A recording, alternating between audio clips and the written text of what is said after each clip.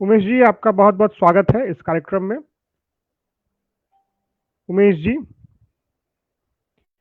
मैं अपने दर्शकों को बता दूं कि हम लोग इस खास कार्यक्रम का आयोजन कर रहे हैं। आईआईएमटी ग्रुप ऑफ कॉलेज की तरफ से इस कार्यक्रम का आयोजन किया जा रहा है।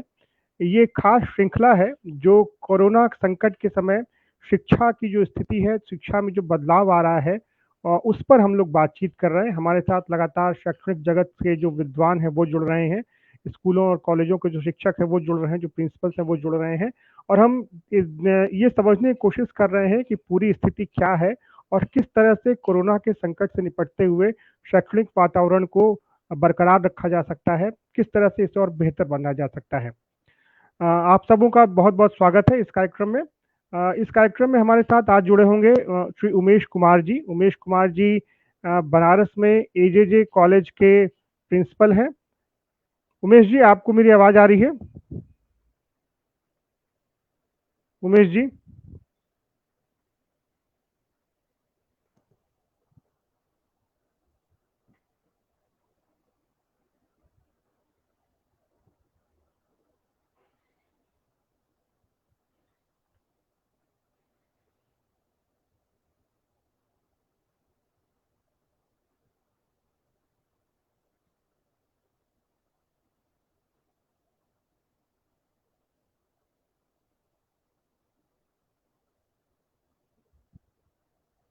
जी। तो हम लोग आज चर्चा कर रहे हैं कि किस तरह से कोरोना काल में हम लोग और बेहतर स्थिति बना सकते हैं शैक्षणिक वातावरण को। मैं आपको बता दूं कि आईएमटी जो है वो लगातार इस तरह की श्रृंखला का आयोजन कर रहा है। इसके पहले भी हम इस तरह के कई कार्यक्रम लेकर के आ चुके हैं। आज इस कार्यक्रम में हमारे साथ होंगे श्री उमेश कुमार जी, जो बनारस के एजेजे कॉलेज में प्रिंसिपल हैं। उनसे अभी हम थोड़ी देर में बातचीत करेंगे। हम उन्हें जोड़ने की कोशिश कर रहे हैं और उम्मीद है कि वो जल्दी ही हमारे साथ जुड़ पाएंगे। इसके पहले मैं आपको बता दूं कि आईआईएमटी के बारे में थोड़ी जानकारी आपको दे दूं। आईआईएमटी ग्रुप ऑफ कॉलेज पिछले 25 सालों से पूरे उत्तर भारत में मतलब शैक्षणिक जगत में एक मजबूती की पहचान के साथ बना करके खड़ा है। इसकी एक विशिष्ट पहचान रही है शैक्षणिक जगत में। पिछले 25 वर्षों से ज़्यादा समय हो चुका है इस शिक्षा के जगत में। 1994 में इसकी स्थापना हुई थी। आज आईआईएमटी ग्रुप ऑफ कॉलेज में engineering, management, law, pharmacy, polytechnic, education और जर्नलिज्म एंड मास कम्युनिकेशन आदि विभिन्न संकायों में ग्रेजुएट और पोस्ट ग्रेजुएट लेवल पर शिक्षा दी जाती है। जो पूरे ग्रुप की अगर हम मिलाकर के बातचीत करें तो ये हमारे पास यहाँ करीब 18,000 छात्र हैं और इसलिए उन छात्रों की परेशानियों से हम रूबरू होते रहते हैं। क्या उनकी दिक्कतें हो रही हैं, क्या उनकी परेशानियां हो रही हैं, इन चीज़ों को लेकर के हम लगातार रूबरू होते रहते हैं। और यही कारण है कि हमने जब उनसे बातचीत हम हमारी हो रही थी तो हमने फिर और उनकी जो परेशानियां हमारे सामने आ रही थी तो फिर हम लोगों ने इस कार्यक्रम को आयोजित करने का हमारा विचार आया, ताकि जो छात्र हैं उन्हें एक दिशा निर्देश दिया जा सके, उन्हें एक दिशा दी जाए कि इस कोरोना संकट के समय वो किस तरह से अपने अपने आप को मोटिवेट कर सकते हैं और अपनी शिक्षा को जारी रख सकते हैं। क्योंकि सब आप हम हमें पता है कि सभी स्कूल कॉलेज सभी सभी बंद हैं, परीक्षाएं रुकी हुई हैं। छात्रों के सामने एक अजीब सी स्थिति, दुविधा की स्थिति बनी हुई है। उन्हें पता नहीं चल पा रहा है कि आगे क्या होगा, किस तरह से चीजें होंगी। शैलेंद्र जी, आपको मेरी आवाज आ रही है? हाँ जी, बिल्कुल बिल्कुल जी, जी, हाँ, हम बिल्कुल। इंतज़ार कर रहे हैं कि अभी उमेश जी थोड़ी देर में हमारे साथ जुड़ जाएँगे।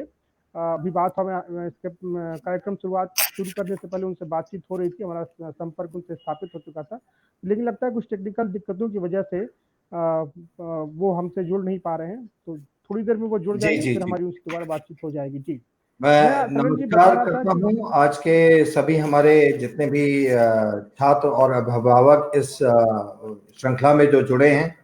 आज मैं उन सभी का हार्दिक स्वागत एवं अभिनंदन करता हूँ आईआईएमटी ग्रुप की तरफ से। आईआईएमटी ग्रुप ने अभी बीते समय में जो इस कोविड-19 पैंडेमिक क्राइसिस के दौरान जितने इनिशिएटिव लिए, वो सारे इनिशिएटिव जो है वो अपने आप में अनूठे और अतुलनीय हैं। ऐसे समय में जहां पर सारे इंस्टीट्यूशंस आज की तारीख में लॉकडाउन की वजह से या प्रशासनिक आदेशों के चलते बंद रहे, उस दौरान छात्रों का कोई नुकसान ना होने पाए, इसलिए आईएमटी समूह ने अपनी तरफ से हर संभव और अतुलनीय प्रयास किए, जिसकी सभी श्रेणी, सभी वर्गों में अभिभावकों एवं छात्रों द्वारा उनकी सराहना की गई। जी बिल्कुल चंद्र जी, आपने सही बताया। जब कोरोना का संकट हमारे सामने आया तो बिल्कुल ये नई स्थिति थी और हमें भी पता नहीं चल रहा था कि क्या किया जाए, कैसे किया जाए। और देखा जाए तो पूरे विश्व के सामने एक अभूतपूर्व चुनौती कोरोना बनकर के आया था। आप देख सकते हैं कि चाइना से जो शुरुआत हुई तो फिर किस तरह से स्पेन, इटली, अरब कंट्रीज में होते हुए अमेरिका में इसका कितना भयानक प्रभाव दिखाई पड़ा वहां पर।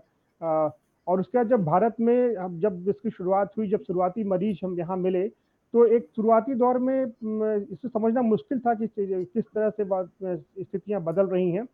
लेकिन हमारे देश में सरकार ने भी शुरुआती दौर में ही बेहतर कदम उठाया, लॉकडाउन की शुरुआत की। और उसी के साथ हम लोगों ने भी जब इस बात को समझा कि स्थितियां बदली हैं और लंबे समय तक कोरोना का प्रभाव रहने वाला है, तो फिर हमने भी अपने जो शिक्षा का जो तरीका था उसे बदला और लगातार ऑनलाइन क्लासेस चली हैं। यहाँ पर आईएमटी ग्रुप ऑफ कॉलेज में सभी संकायों की ऑनलाइन क्लासेस चली। और सलेम जी, मैं यही बता रहा था कि हमारा जो कॉलेज है वो 1994 से शैक्षणिक जगत में अपनी एक विशिष्ट पहचान बनाकर खड़ा है। खास करके उत्तर भारत के जो शैक्षणिक संस्थान है, जो शिक्षा जगत में उसे एक विशिष्ट नाम है इसका। जैसा कि सबको पता ही है कि उच्च शिक्षा के मानक स्थापित करने वाले जो दो उत्कृष्ट मानक मानदंड देने वाले जो संस्थान है, नैक और एनबीए, दोनों से ही नैक और एनबीए दोनों से ही आईआईएमटी ग्रुप ऑफ कॉलेज को मान्यता प्राप्त है। भारत सरकार के मानव संसाधन विभाग से एनआईआरएफ रैंकिंग भी इसे मिली हुई है। मानव संसाधन विभाग जो शिक्षा के क्षेत्र में जो अग्रणी संस्थान है उन्हें यह रैंकिंग प्रदान करता है और आईआईएमटी ग्रुप ऑफ कॉलेज को ये रैंकिंग मिली हुई है। पिछले साल जो हमारे आईआईएमटी ग्रुप ऑफ कॉलेज के जो एमडी हैं श्री मयंक अग्रवाल जी, उनको एजुकेशनिस्ट ऑफ द ईयर का पुरस्कार भी मिला था। और वो इसीलिए मिला था कि कॉलेज में जो शैक्षणिक गतिविधियां जो हम लोग चलाते हैं और जो जिस तरीके का शैक्षणिक वातावरण यहाँ बनाया गया है, उसकी सराहना भारत सरकार ने भी की और श्री मयंक अग्रवाल जी को प्रयासों के फलस्वरूप जी एक जाना माना स्थापित नाम बन चुका है, जिसमें 18,000 विद्यार्थी, जैसा आपने बताया कि आज वो अपने भविष्य की पूरे ग्रुप में। हाँ जी, बिल्कुल बिल्कुल जी, सही बता रहे हैं आप सर जी। हाँ, और इसके अलावा अभी हम लोग छात्रों के सामने जो एक स्थिति, एक भ्रम की स्थिति पैदा हो गई थी। और एक पिछले 2 महीनों से लॉकडाउन के दौरान वो लगातार घर में रहे। 22 मार्च से लॉकडाउन शुरू हुआ था। तो छात्रों के लिए थोड़ा मुश्किल होता है घरों में रहना लगातार, क्योंकि इस उम्र में थोड़ा सा घूमने फिरने का शौक ज्यादा होता है छात्रों में, तो उनके लिए मुश्किल हो रही थी। तो हमने इसीलिए इसी समस्या को देखते हुए कि उनकी रुचि के विषयों को हमने लिया और एक हम अभी आईएमटी में ई टैलेंट हंट भी हम आयोजित करवा रहे हैं, जिसमें 11 विभिन्न प्रतियोगिताएं हम लोग आयोजित कर रहे हैं। इन प्रतियोगिताओं में पूरे देश भर से छात्र भाग ले रहे हैं, शरीक हो रहे हैं। लगभग 10,000 से ज्यादा इस समय एंट्रीज हमारे पास आ चुकी हुई और काफी उत्साहित है छात्र इसमें भाग लेकर के। और हमारी जो वेबसाइट है आईएमटी ग्रुप ऑफ कॉलेज की, आईएमटी गूगल पे आईएमटी सर्च करने पे आप उस वेबसाइट पे पहुंच जाते हैं, imtnet.india.net। तो वहां पर आप इस प्रतियोगिता के बारे में पूरी जानकारी ले सकते हैं और इसमें आप इसके प्रतिभागी भी बन सकते हैं। 16 साल से अधिक उम्र के तमाम जो लोग हैं उनके लिए प्रतियोगिता खुली हुई है, सिर्फ छात्रों के लिए नहीं है। जो भी दूसरे लोग हैं वो भी इसमें शामिल हो सकते हैं और काफी बड़े स्तर पर ये ऑनलाइन प्रतियोगिता आयोजित की जा रही है। जी सरेंद्र जी, मैं आपसे ये सलन जी, हम जो अभी इससे पहले हम लोगों की जो बातचीत हो रही थी, तो हम लोगों ने देखा कि कोरोना का संकट जो लगातार बढ़ता जा रहा है वो कम नहीं हो रहा है। पिछले 24 घंटे में अगर हम बात करें तो लगभग 7,500 नए केसेस सामने आ गए हैं। पिछले 24 घंटे में 7,466 नए केसेस सामने आए हैं। तो लगातार रफ्तार बढ़ रही है। आपको क्या लगता है कि क्या चुनौती और हमारे सामने और बड़ी हो रही है, बढ़ती जा रही है? तो जी बिल्कुल। हाँ। क्या लग रहा है आपको, किस तरह से चीजें आप देख रहे हैं?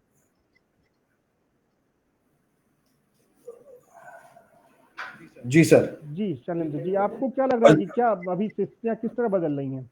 परिस्थितियां सर, देखा जाए तो स्थितियां गंभीर ही हुई हैं। आने वाले समय में हमें और भी चुनौतियों का सामना करना पड़ेगा, लेकिन कहते हैं कि जो इस तरह की चुनौतियों का सामना करते हुए आगे बढ़ता है, विजेता।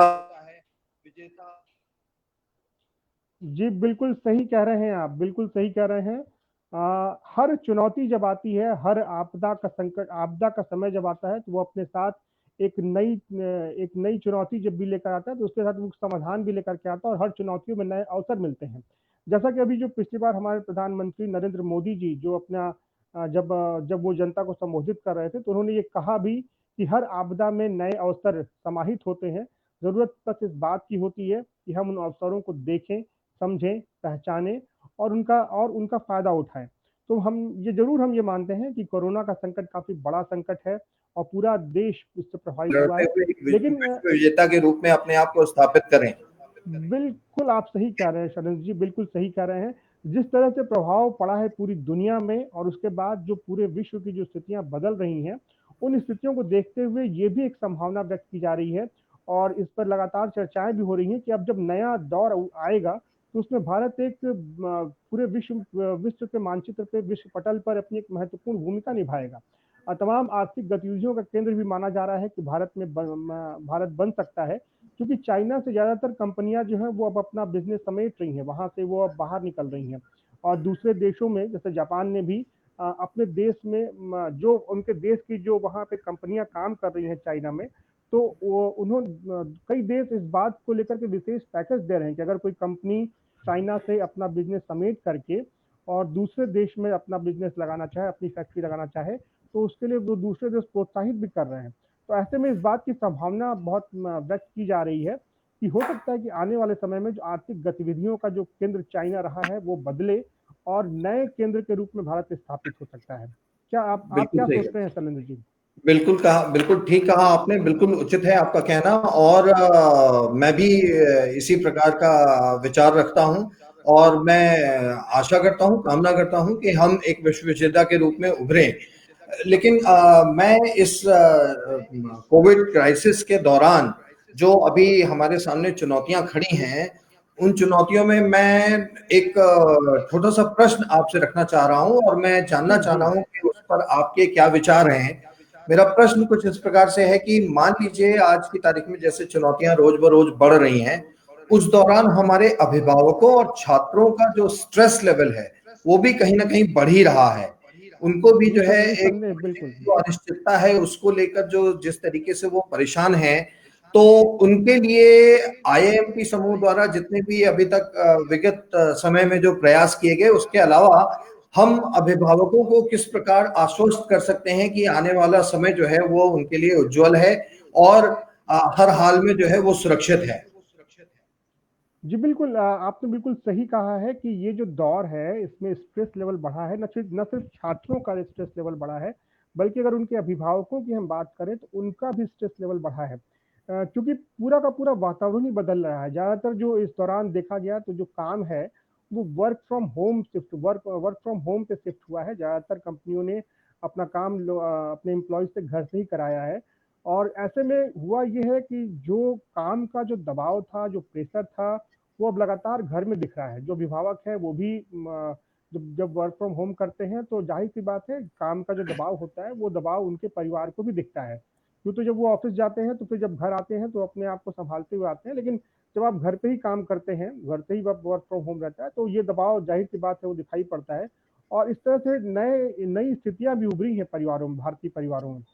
लेकिन अब जब नया दौर है, नई चुनौती है, तो फिर आपको नए रास्ते भी खोजने पड़ते हैं और इसीलिए हम लोगों ने भी जी। हमारे आईएमटी ग्रुप ऑफ कॉलेज ने इस बात को समझा, जैसे अभी मैंने आपको बताया कि आईएमटी ग्रुप ऑफ कॉलेज जो है वो एक ई टैलेंट हंट, अभी हम लोग ई टैलेंट प्रतियोगिता करवा रहे हैं। ऑनलाइन प्रतियोगिता है, पूरे देश के लोग इसमें शरीक हो सकते हैं।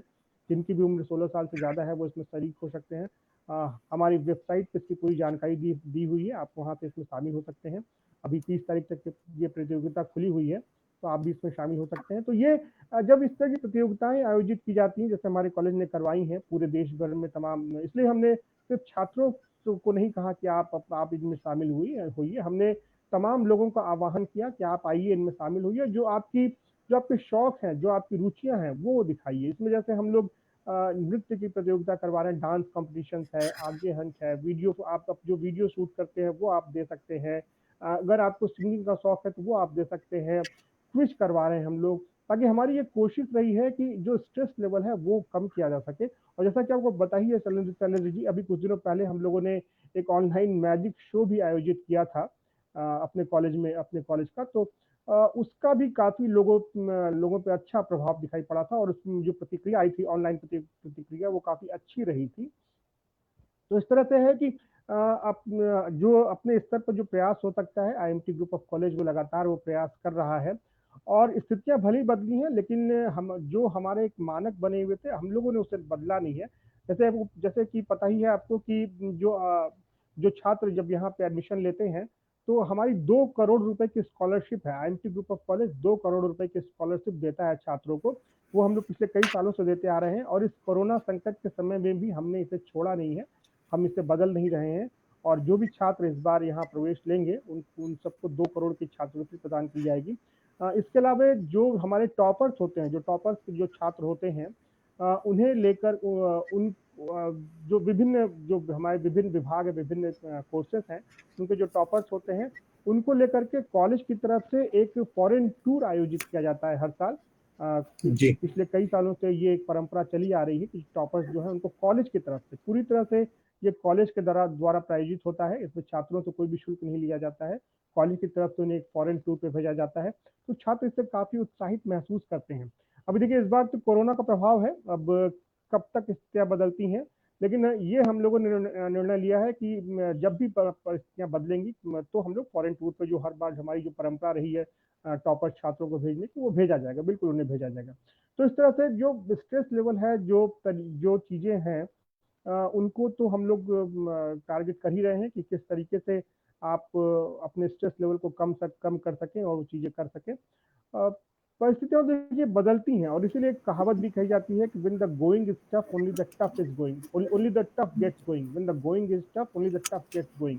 तो जब भी परिस्थितियां बदलती हैं, तो जो जिनकी मानसिक स्थिति मजबूत होती है, वो इस बदली हुई परिस्थिति में सर्वाइव कर पाते हैं। और हमारी यही कोशिश है कि हम जो तमाम लोग हैं उनको ये संदेश दे सकें कि इस वक्त जरूरत है कि आप अपने आप को मजबूत बना करके रखें, अपनी मानसिक स्थिति को मजबूत बना करके रखें, ताकि इस संकट के दौर में हम मजबूती से सामना कर सकें। इसके अलावा शरण जी, एक चीज और हो रही है, कोरोना के केसेस बढ़ रहे हैं, लेकिन हमारे सामने समस्या ये थी कि आर्थिक गतिविधियां चूंकि बिल्कुल शून्य पड़ रही थी, तो कोरोना के लॉकडाउन में ढील देनी पड़ी है। और अब लोग निकल रहे हैं, अपने अपने काम धंधों पर लौट रहे हैं, मगर कोरोना केसेस कम नहीं हुए। तो इन बदली हुई परिस्थितियों में आपको क्या लग रहा है कि किस तरीके से हमें सावधानी बरतनी चाहिए, किस तरीके से हमें अलर्ट रहना चाहिए कि हम कोरोना का मजबूती से मुकाबला कर सकें? जी उमेश जी, आप देखिए, हम लोग कोशिश कर रहे हैं कि उमेश कुमार, जो एजेजे कॉलेज वाराणसी के प्रिंसिपल हैं, उनसे संपर्क स्थापित हो सके, और कोशिश की जा रही है। हालांकि अभी तुरंत संपर्क स्थापित हुआ था, उनसे अच्छी बातचीत भी हो रही थी, फिर लगता है फिर उनकी तरफ से कुछ टेक्निकल फॉल्ट आ रहा है। तो हम लोग कोशिश कर रहे हैं कि उनसे संपर्क स्थापित कर ले। जी शरण जी, मैं आपसे पूछ रहा था कि किस तरह की सावधानियां बरतनी चाहिए जो लोग काम पे आ रहे हैं, किस तरह की सभी सावधानियां कोई उनको जानता है, बरतनी चाहिए? लेकिन इस जी दौरान हमारी चुनौतियां काफी गंभीर हैं, जिसमें मुझे ऐसा भी लगता है कि जब शिक्षा के क्षेत्र में जिस विषय पर हम चर्चा कर रहे थे, उस शिक्षा के क्षेत्र में हमने पाया है कि जो है हमारे सुदूर ग्रामीण क्षेत्रों में जहां पर इंटरनेट की व्यवस्था नहीं है, तकनीकी उन्नत व्यवस्था नहीं है, वहां के छात्रों के लिए हम विशेष तौर पर क्या प्रयास कर सकते हैं कि उन्हें भी जो है मुख्य धारा में जोड़ा जा सके और उन्हें तकनीक से उन्नत बनाया जा सके। ऐसी कुछ व्यवस्था जो है वो होनी चाहिए, जिसमें कि सभी छात्र जो है वो सम्मिलित हो सके। तो विशेष तौर पर मैंने ये अपना व्यक्तिगत अनुभव रहा, जिसमें मैंने पाया कि जो है सुदूर ग्रामीण क्षेत्र के जो बच्चे हैं, उन्होंने जरूर इस बात को रखा है कि तकनीकी तौर पर वो अभी उतने सक्षम नहीं हुए। इस दौरान मैं ये उम्मीद करता हूँ कि जो हमारी सरकार या हमारे जितने शिक्षण संस्थान हैं, वो सुदूर ग्रामीण क्षेत्रों में बच्चों को इस तरह की तकनीकी उपलब्ध कराएं, जिससे कि उनका भविष्य उज्जवल बन सके। जी, आप बिल्कुल सही कह रहे हैं शैलेंद्र जी। अभी देखिए, शहरों में तो फिर भी जो हम लोगों ने बदलाव किए हैं शिक्षा के क्षेत्र, शिक्षा में जो ऑनलाइन शिक्षा पे हम लोग, जैसे हम लोगों ने अपने यहाँ लगातार ऑनलाइन क्लासेस कराई, मतलब हम लोगों ने कोई नुकसान नहीं होने दिया छात्रों का। जैसे ही कोरोना का संकट खत्म हुआ तो तुरंत हम लोगों ने, जैसे शुरुआत हुई थी कोरोना के संकट की, वैसे ही हम लोगों ने ऑनलाइन क्लासेस की शुरुआत कर दी थी।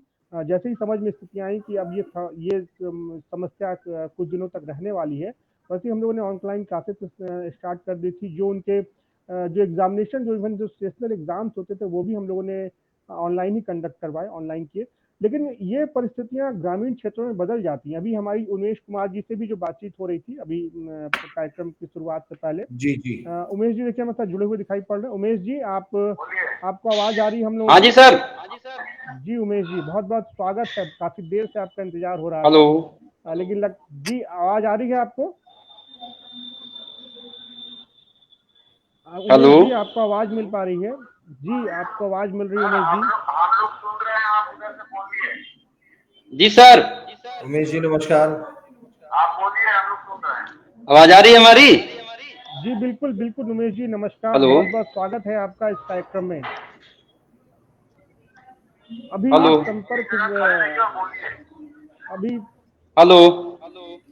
शायद तकनीकी तौर पर वो चुनौतियां अभी भी हमारे सामने कायम हैं, ऐसा बोलिए सर, हम बोलिए। देख पा रहे हैं। कोविड-19 पर हमारा यही कहना है कि बच्चों को इस तरह से पढ़ाया जाए कि उनमें जो भ्रामक स्थिति है उनको निकाल करके किसी तरह से बाहर कर दिया, जिससे उनको पढ़ने में आसानी हो। आजकल ये कि जो ऑनलाइन पढ़ाई हो रही है उनको ये समझ में नहीं आ रहा कि किस तरह से हम क्वेश्चन क्रॉस करें और हमें समझ में आ जाए। लगभग 20 गांवों का मैंने किया था भ्रमण, तो उसमें मैंने यही पाया कि बच्चा ऑनलाइन पढ़ाई वाला जो सिस्टम है उससे पूर्ण रूप से संतुष्ट नहीं है। तो मैं जी हाँ उमेश जी, हम हेलो। अभी थोड़ी देर पहले इसी तो उसके विषय बाद पर मैं चर्चा कर रहे थे। Hello hello. हाँ जी सर। हेलो। जी जी उमेश जी, हम सुन रहे हैं, आप बोलिए, सर आप आ रही बोलिए। मेरी हाँ आवाज? बिल्कुल आपकी आवाज जी बिल्कुल आपकी आवाज आ मनीष रही है, आप सर। बोलिए। सर, कोविड-19 का जो इम्पैक्ट है आज ऑनलाइन शिक्षा पे, हाँ। इसका फ्यूचर में क्या प्रभाव पड़ेगा बच्चों के एजुकेशन को लेकर के, इस पे कुछ प्रकाश डालिए। हेलो। सुनाई दे रहा है सर? हाँ हाँ बोलिए। अरे उसमें सुनाई दे रहा है कि नहीं ये बताइए। आप बोलिए, जी आपकी उमेश आवाज जी, हमको आपकी आवाज आई। शैलेंद्र अच्छा जी, अच्छा, लगता है आवाज कुछ आ रही है, संपर्क फिर की से बोल दिक्कतें रहे अभी भी अरे बनी हुई हैं। और जैसा कि आप अभी हम लोग बात कर रहे थे, आपने बिल्कुल सही सही सवाल मैं को सवाल उठाया था शैलेंद्र जी। जी उमेश जी, हाँ हेलो बोलिए।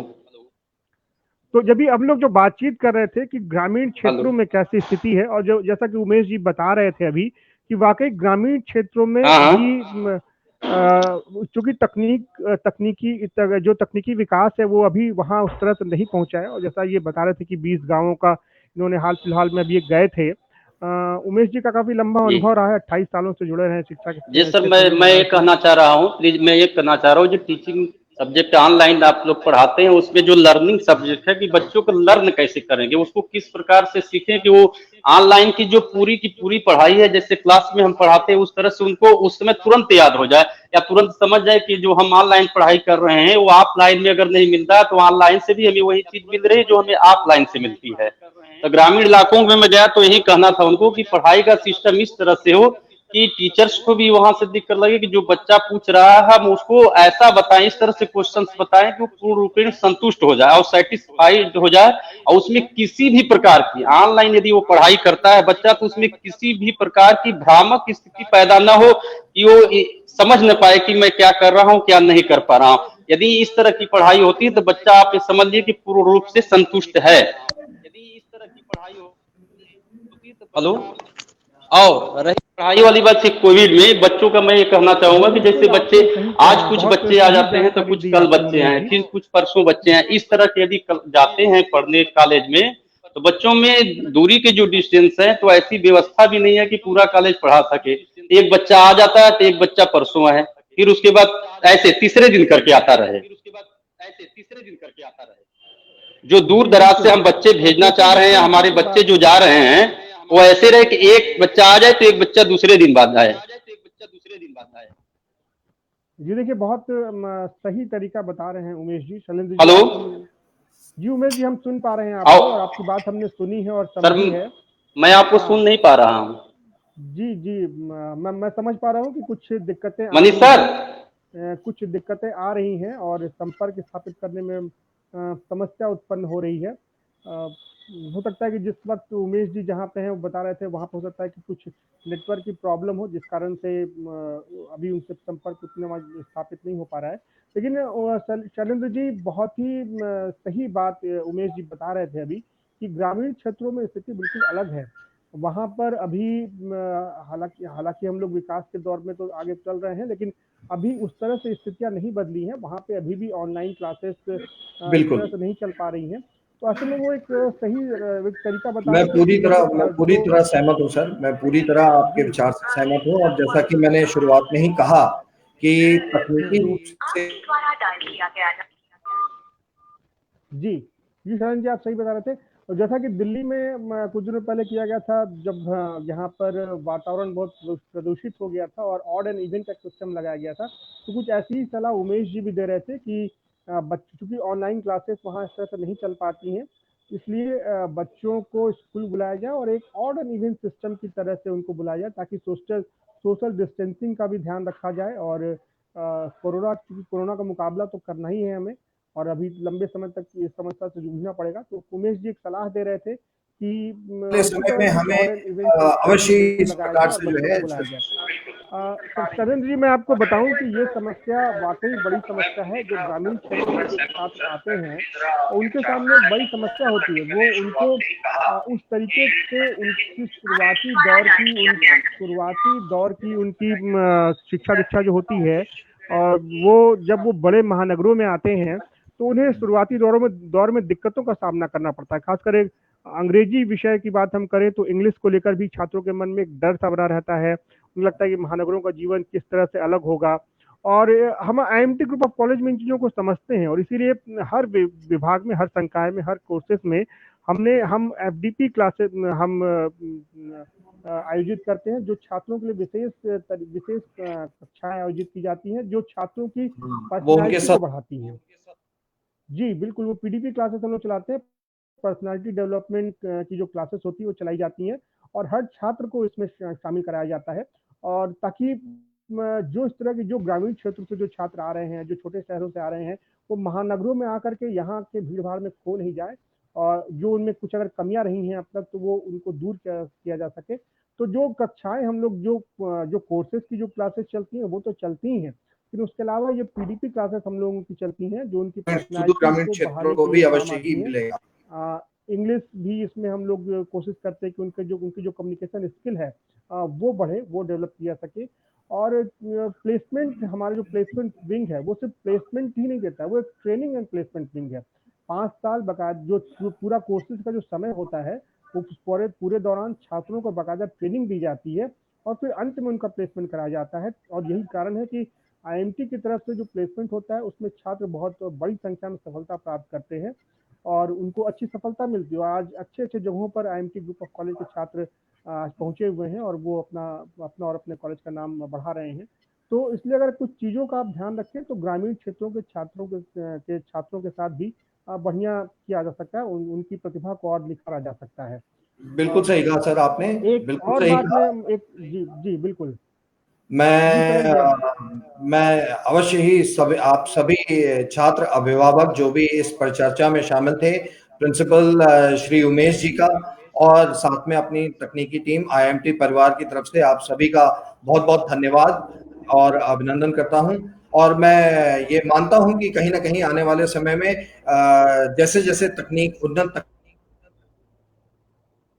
जी जी शरण जी अ, आप ठीक बता रहे थे कि चीज़ें बदल रही हैं, बदलेंगी अ, और इसी दौर में हमें आगे बढ़ना है, संकट के समय आगे बढ़ना है और यही सोच करके हमने आज अब ये इस श्रृंखला का आयोजन किया था ताकि हम जो छात्रों की जो समस्या है उन पर बातचीत कर सकें और अगर जो भी छात्र और अभिभावक वो इस कार्यक्रम को देख रहे हैं, मैं उनसे ये उनको ये ज़रूर बताना चाहूँगा कि अगर आपके मन में कोई समस्या है, कोई सवाल है अपने करियर को लेकर के, किसी भी तरह का कोई मार्गदर्शन आप चाहते हैं, तो आप कमेंट बॉक्स में अपना सवाल अपने मोबाइल नंबर के साथ डालिए हमारे जो करियर काउंसलर हैं वो आप तक जरूर, मैं आपको यकीन दिला रहा हूँ कि आपके सवाल जरूर सुने जाएंगे। जो करियर काउंसलर है वो आप तक पहुंचेंगे, आपको बाकायदा पर्सनल लेवल पर आपको गाइड किया जाएगा। तो जो भी आपका सवाल है वो अपने मोबाइल नंबर के साथ आप कमेंट बॉक्स में डालिए और उन सभी सवालों को हम लेंगे और आप तक